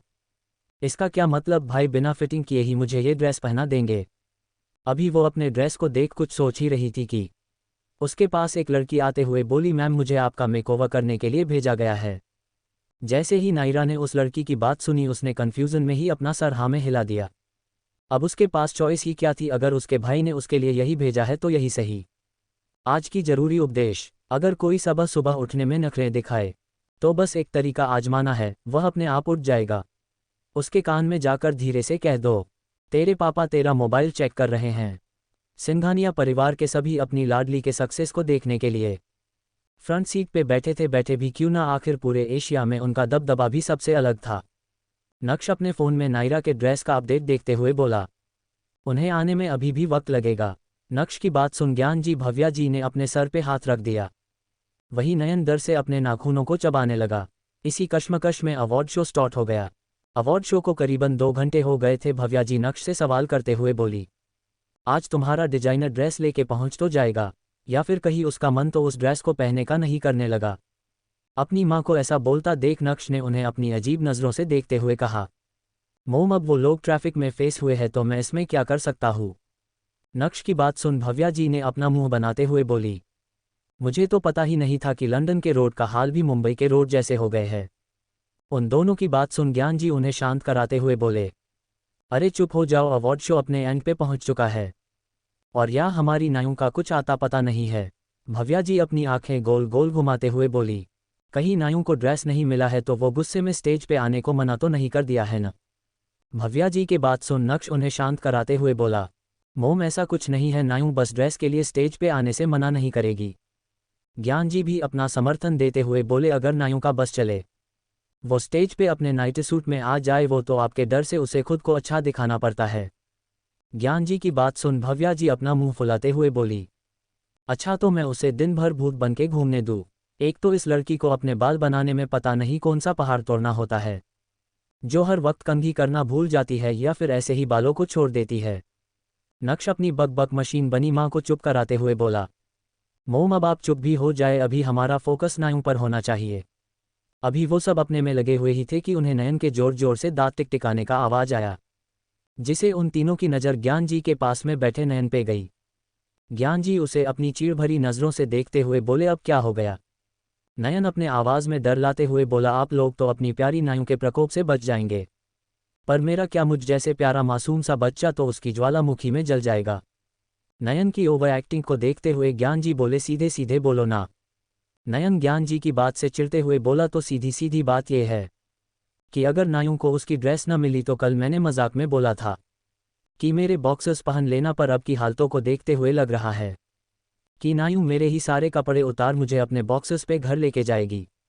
ज्ञान जी नयन की बात सुन मुस्कुराते हुए बोले, अगर सच में ऐसा हुआ तो मुझे तो मज़ा आ जाएगा। सोचो कल की हेडलाइन क्या होगी मुंबई के न्यूज़पेपर में। नयन अपने चेहरे पे नासमझ के भाव लिए बोला, क्या हेडलाइन होगा? ज्ञान जी अपने हाथ से एक्शन करते हुए बोले, गौर से देखिए इस शकश को, ये कोई और नहीं हमारे एंटरटेनमेंट इंडस्ट्री के जाने माने सुपरस्टार नयन कल शाम लंदन के डॉक्टर्स अवार्ड शो में दिखे अपने बॉक्सेस में। हमने अपने सुपरस्टार्स को कपड़ों में जलवा करते देखा है, वही इसे हटके हमारे सुपरस्टार नयन अपना जलवा अपने बॉक्सेस में बिखरते हुए दिखे। वो दोनों बाप बेटे अभी एक दूसरे की टांग खींच ही रहे थे कि भव्या जी उन दोनों को शांत कराते हुए बोली, अरे चुप भी हो जाओ, एक तो मेरी नायों का नाम नहीं लिया है इन कमबख्तों ने। मैं बता रही हूँ, अगर उन लोगों के वजह से मेरी नायों रोई तो मैं इन सब पर अपनी चप्पलों की बरसात कर उनके कपड़े उतार दूंगी। भव्या जी की बात सुन ज्ञान जी नक्श नयन को अब नायरा को छोड़ ऑर्गेनाइजर्स के लिए डर लग रहा था। नयन जोर से हंसते हुए बोला, डैड अब आपकी हेडलाइन में एक और हेडिंग जुड़ेगी। नयन की बात सुन ज्ञान जी नक्श ने उसे अपनी सवालिया नज़रों से देखा। नयन अपने कैक्टस वाले बालों में हाथ फेरते हुए बोला, सुपरस्टार नयन के साथ साथ डॉक्टर्स एडवर्ड शो के ऑर्गेनाइजर्स भी अपने अपने बॉक्सेस में दिखे। वो सब अभी एक दूसरे में लगे ही थे कि उन सभी को वो सुनाई दिया जो वो सुना चाहते थे।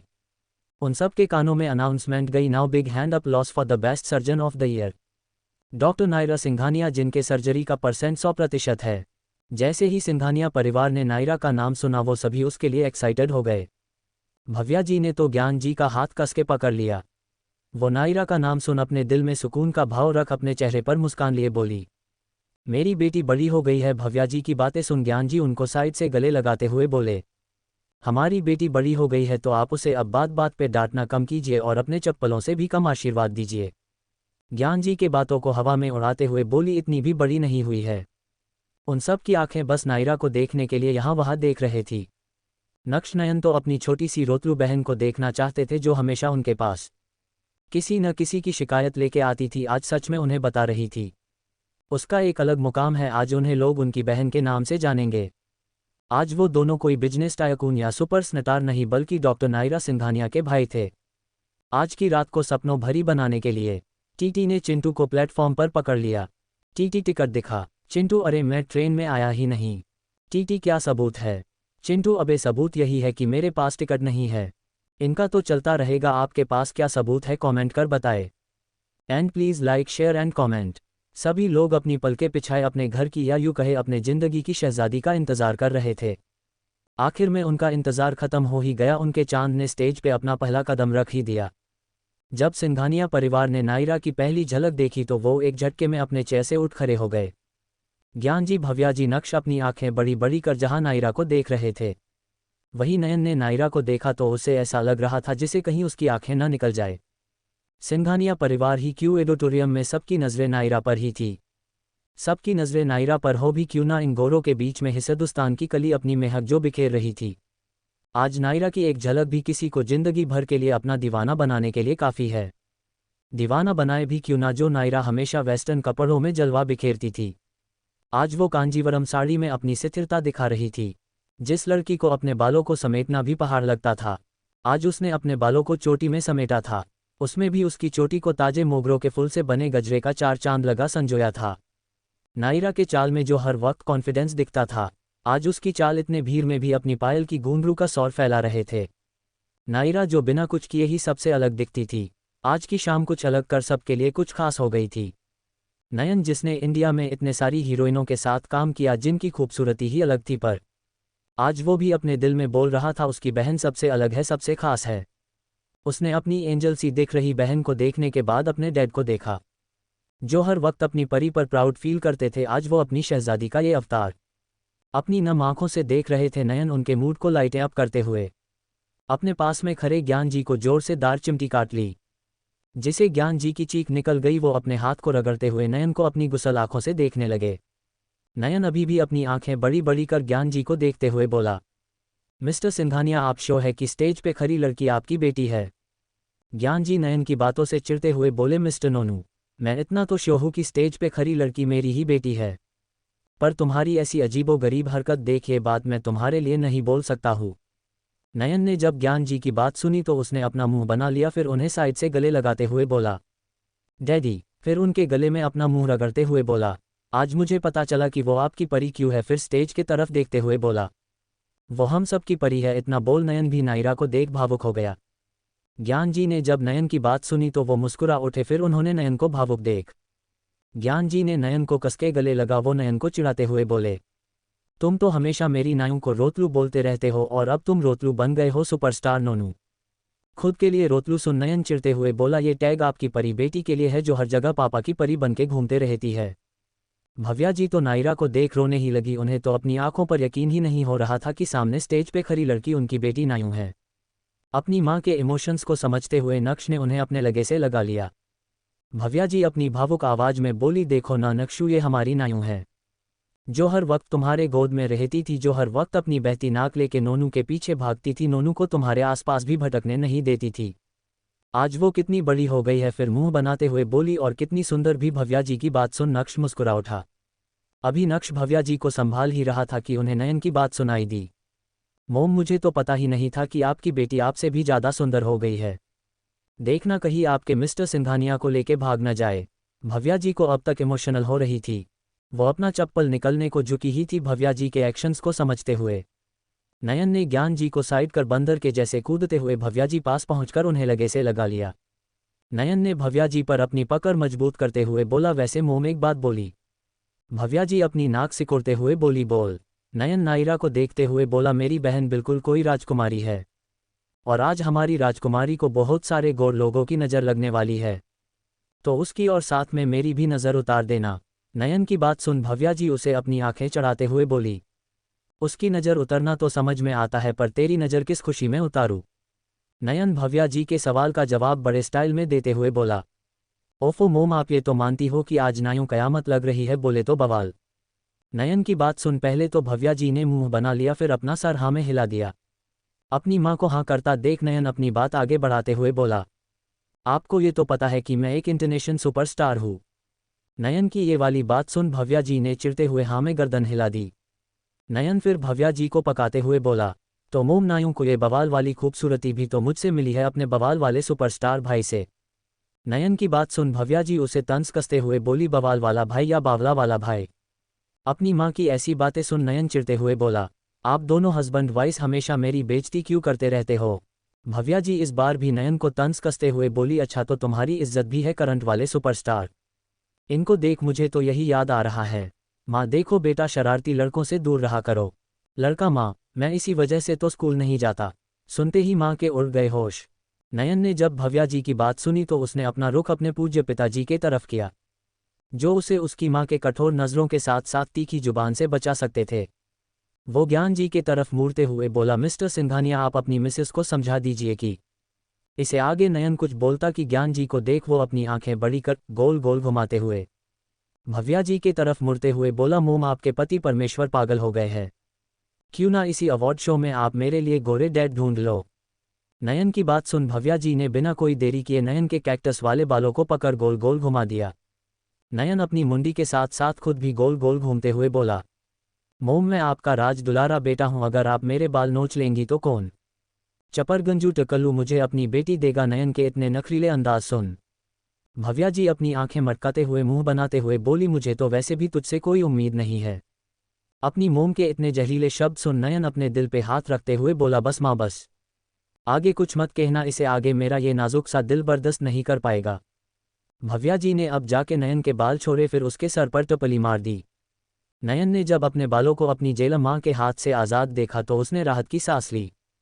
फिर किसी चुगलखोर आंटी के जैसे अपना मुंह बनाते हुए भव्या जी का हाथ पकड़ते हुए बोला, मिसेस सिंघानिया, आज का जमाना बहुत खराब हो गया है, कौन क्या करके निकाल जाए हमें पता ही नहीं चलता। आजकल जहां लड़के लोगों को लड़कियों को लाइन मरना चाहिए, वहां ये बूढ़े घूसट उन कमसिन कलियों पे अपनी नज़र डाले बैठे हैं। आप थोड़ा नज़र रखिएगा मिस्टर सिंघानिया पर। नयन की ऐसी अजीबो गरीबों बातें सुन भव्या जी उसे अपनी अजीब नज़रों से देखने लगी। भव्या जी के नज़रों का मतलब समझते हुए नयन ने अपने चेहरे पर बत्तीसी चिपकाते हुए ज्ञान जी के तरफ इशारा कर दिया, जहां वो अपने फ़ोन में फ़ोटोज़ ले रहे थे। ज्ञान जी को फ़ोटो लेता देख भव्या जी अपने आंखों में गुस्सा लिए उनके पीछे जाके खड़ी हो गई। नयन भी अपनी माँ की पूंछ बन उनके पीछे पीछे जाके ज्ञान जी के पीछे खड़ा हो गया। जैसे ही उन दोनों की नज़र ज्ञान जी के फ़ोन पर पड़ी, भव्या जी के आंखों में जो गुस्सा था वो शांत हो गया। वही नयन ने अपना मुंह बना लिया। वो ज्ञान जी से फ़ोन लेते हुए बोला, क्या डैड भाई ने इतने प्रोफेशनल फोटोग्राफर को हायर किया है नायों के इस इवेंट को कैप्चर करने के लिए? तो आप क्यों अपनी बेकार सी फोटोग्राफी के लिए उनकी रोजी रोटी पर लात मार रहे हो?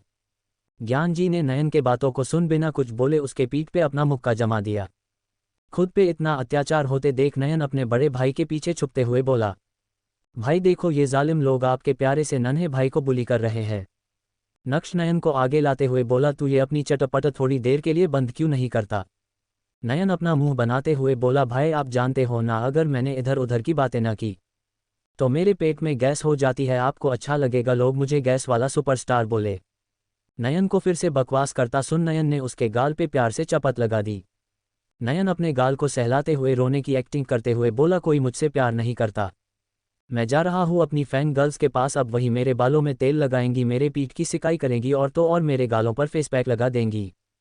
अभी सब नयन की बकवास बातें सुन ही रहे थे कि ज्ञान जी नक्श से सवाल करते हुए बोले, नक्शु, तुम्हारे डिजाइनर ने नायों को साड़ी क्यों दिया और उसने उसे पहनने के लिए कन्विंस कैसे किया? नक्श अपने डैड के सवाल का जवाब देते हुए बोला, एक्चुअली डैड, मेरा डिजाइनर अभी तक पहुंचा ही नहीं है। नयन बीच में रोकते हुए बोला, अब उसे यहाँ आने की जरूरत भी नहीं है।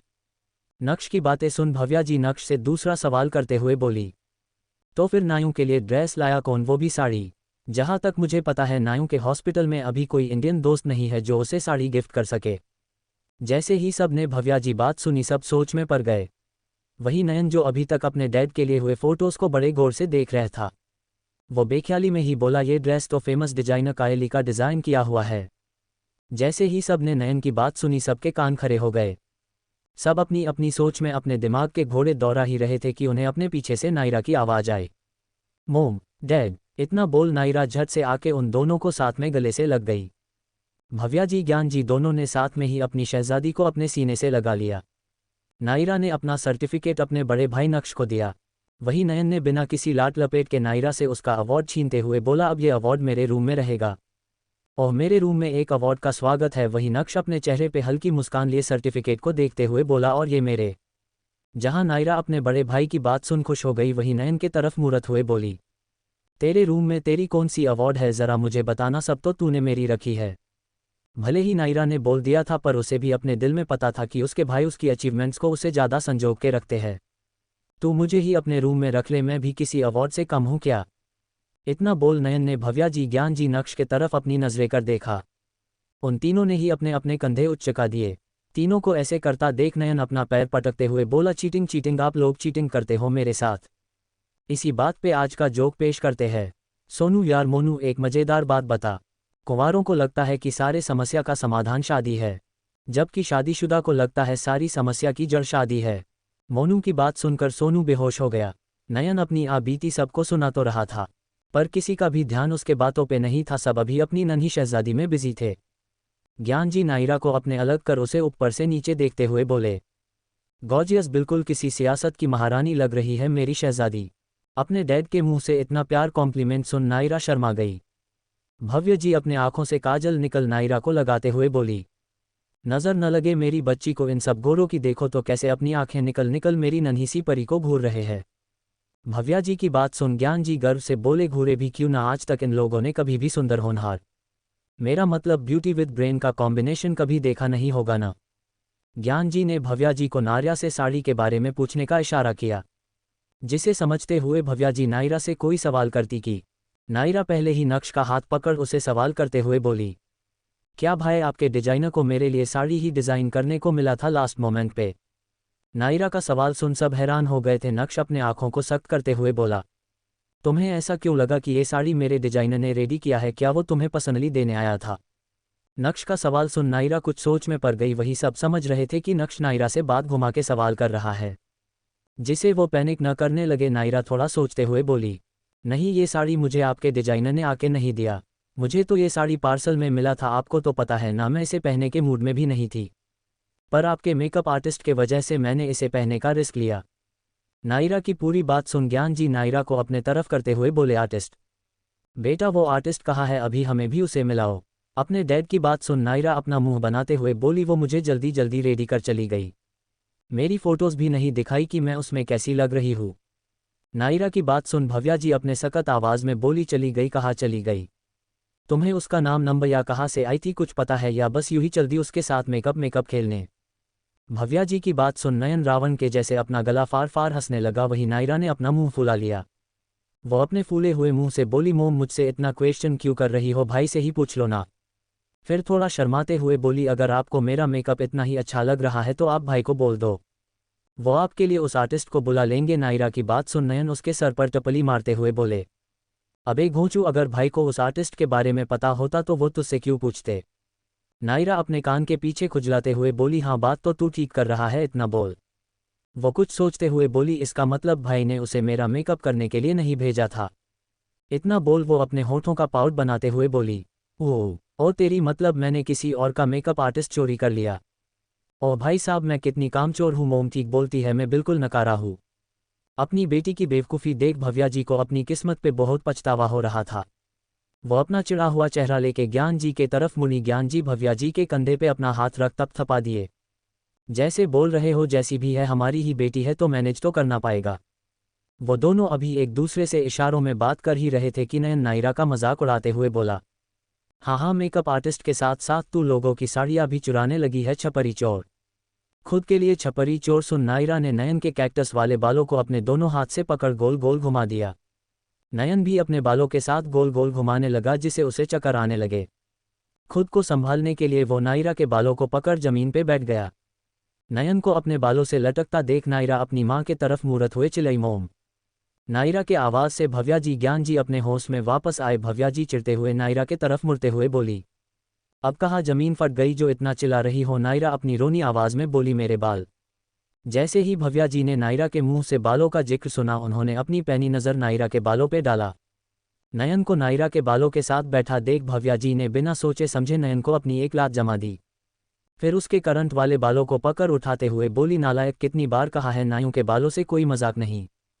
फिर तूने उसके बालों को क्यों खींचा। अपनी माँ का रुद्र अवतार देख नयन अपनी घबराए हुए आवाज़ में बोला, मोम मैं तो बस नायों को ये बोल रहा था कि उसने किसी की ब्रांडेड साड़ी कितने छपरी तरीके से चोरी किया है। नयन को अपने लिए फिर से चोर बोलता सुन नायरा अपना मुंह बना के बोली, अबे घोंचू कितनी बार बोलूं, मेरे लिए पार्सल आया था। नयन नायरा को तंज कसते हुए बोला, अच्छा किसी ने तुझे कायली के डिज़ाइन किए हुए साड़ी पार्सल कर दिया वहाँ। नायरा नयन की बात सुन बेख्याली में बोला, हाँ। फिर कुछ सोचते हुए बोली, वैसे ये कायली कौन है। नायरा को एक इंटरनेशनल डिजाइनर के बारे में इतना कैजुअली पूछता सुन नयन अपने सदमे में जाते हुए बोला, मैं तो पहले ही बोलता था ये लड़की एलियन है, इसे बस इसकी मेडिकल की बुक्स पढ़वा लो। मोम आप अपनी बेटी को म्यूजियम में रखो क्योंकि लड़की तो ये बने से रही। नयन की बात सुन भव्या जी नायरा ने बिना दो बार सोचे नयन के पीठ पे एक साथ अपना अपना मुक्का जमा दिया। नयन तो सुधारने से रहा। इसी बात पे आज का जोक, पत्नी तुम मुझे सोते हुए गाली दे रहे थे। नयन अपनी माँ और बहन से एक साथ आशीर्वाद लेके करा उठा। वो अपना हाथ पीछे कर पीठ को रगड़ते हुए बोला, ये अच्छा है आपका, आप हर बार मुझे ही मारते हो। आपको नायों क्या करती है ये कभी नहीं दिखता। डैड तो वैसे भी नायों को लेके महाभारत के धृतराष्ट्र बन जानते हैं। अब आप भी गांधारी बन रही हो जिसमें बस आपको भाई और नायों नहीं दिखते। पर मैं आपको अच्छे दिख जाता हूँ जैसे अर्जुन को मछली की आंख दिखती है। इतना बोल वो जमीन पर लेटते हुए बोला, ये नाइंसाफ़ी मेरे साथ नहीं चलेगी, नहीं चलेगी, नहीं चलेगी। मुझे इंसाफ दो, मुझे अपनी माँ के चप्पलों से आज़ाद करो। फिर अपनी माँ के पैरों के तरफ इशारा करते हुए बोला, तुम बेकार चप्पलों, मेरी डॉन माँ के पैरों को छोड़ो। नयन इसे आगे कुछ बोलता कि नायरा उसके कैक्टस वाले बोलों से पकड़ उठाते हुए बोली, एक ही दिन में तूने महाभारत और इनकलाब वाली मूवीज देख ली है क्या, जो इतना सत्यवादी युधिष्ठिर और सुभाष चंद्र बोस बन रहा है। नायरा के इतने क्लियरली माइथोलॉजी और हिस्ट्री सुन नयन उसके कान में फुसफुसाते हुए बोला, देखी नहीं है, दिखाई गई है। हमारी पूजाएं माता जी को रामायण महाभारत से फुर्सत नहीं मिलती, और हमारे पूज्य पिताजी के तो क्या ही कहने, जो अपनी माँ से बच गया था वो डेड इंडियन पॉलिटिकल न्यूज सुन पूरी कर देते हैं। नयन नायरा के कंधे पे अपना सर रखते हुए बोला, मत पूछ बहन, जब से घर आया इन मियाँ बीवी ने मेरा सोना पीना बाहर जाना हराम कर दिया है। नयन की बात सुन नायरा अपना मुंह बनाते हुए बोली, मैंने तुझसे पूछा भी नहीं है नोनू। नयन ने जब नायरा की बात सुनी वो अपना सर नायरा के कंधे से उठा के उसे खुद से दूर करते हुए अपने ड्रामेटिवल अंदाज में बोला, दूर हो जा मुझसे, अपनी ये खूबसूरत संतूर वाला चेहरा मुझे मत दिखा। अभी नयन नायरा एक दूसरे से नोक झोंक कर ही रहे थे कि उन्हें नक्श की आवाज़ आई। नायू, क्या यही वो मेकअप आर्टिस्ट है। नक्श का सवाल सुन नयन नायरा दोनों ने अपना ध्यान अपने बड़े भाई के तरफ किया, जो डिटेक्टिव बने के मूड में आ चुके थे। नायरा ने नक्श के फ़ोन में फ़ोटो देख अपनी गर्दन हाँ में हिला दिया। नायरा को हाँ करता देख ज्ञान जी, भव्या जी, नयन तीनों ने अपना अपना सर एक दूसरे से लाड़ते हुए उस आर्टिस्ट की फ़ोटो देखने लगे जहां ज्ञान जी उस लड़की को अपने ब्लैंक एक्सप्रेशन से देख रहे थे। वही भव्या जी अपनी आंखें छोटी कर देख रही थी। उन्हें ये चेहरा जाना पहचाना लग रहा था, पर उन्हें याद नहीं आ रहा था कि ये चेहरा उन्होंने देखा कहाँ है। वही नयन अपना नाक मुंह सिकुड़ते हुए बोला, ये जाइली है। जैसे ही भव्या जी ने नयन के मुंह से जाइली का नाम सुना उनकी आंखों में चमक सी आ गई। वो अपनी आवाज़ ऊंची कर नयन के कंधे पर अपना मुक्का जमाते हुए बोली, अरे हाँ, ये तो वो फेमस मेकअप आर्टिस्ट जा है, मुझे याद आ गया। अपनी माँ की इतने जोरदार वार को झेल के नयन कहराते हुए बोला, बड़ी जल्दी याद आ गया आपको। और ये आपकी नमूनी बेटी, इस बैल बुद्धि से बस ऑपरेशन करवा लो, इस अकल की आंधी को ये तक नहीं पता कि उसने किस डिजाइनर की साड़ी पहनी है। एक पल के लिए साड़ी को मिस्टर सिंघानिया के साथ रोमांस करने भेजो। इसे तो ये तक नहीं पता कि इसने अपना मेकअप जिसे कराया है वो तक कौन है। नयन ने अपनी बात खत्म कर नायरा ज्ञान जी को मजाक उड़ाने वाले नज़रों से देखा, जो उसे ही अपनी बेचारी नज़रों से देख रही थे। उनको खुद को ऐसे देखता पा नयन अपना तुक गटकते हुए अपनी घबराए हुए आवाज़ में बोला, क्या मैंने फिर से कुछ उल्टा बोल दिया? ज्ञान जी नायरा ने अपनी गर्दन हाँ में हिलाते हुए बोले, हाँ नोनू। नयन वापस उनसे सवाल करता हुआ बोला, क्या फिर से मेरी जुबान फिसल गई? ज्ञान जी नायरा ने फिर से अपना सर हाँ में हिला हुए जवाब देते हुए बोले, हाँ नोनू। नयन अपनी मरी हुई आवाज़ में बोला, क्या फिर से मुझे अपनी माँ का आशीर्वाद मिलेगा? इस बार ज्ञान जी नायरा ने गहरी सांस ली, फिर अपना सर हाँ हिला बोले, हाँ नोनू हाँ। उन्होंने अभी बोला ही था कि भव्या जी ने अपने एक हाथ में नयन के कैक्टस वाले बालों को पकड़ा और अपने दूसरे हाथ से नयन पर एक के बाद एक चप्पलों की बारिश करने लगी। नयन को ऐसे पीटते देख ज्ञान जी नायरा ने पहले एक दूसरे को देखा, फिर अपने अपने कंधे उचका दिया।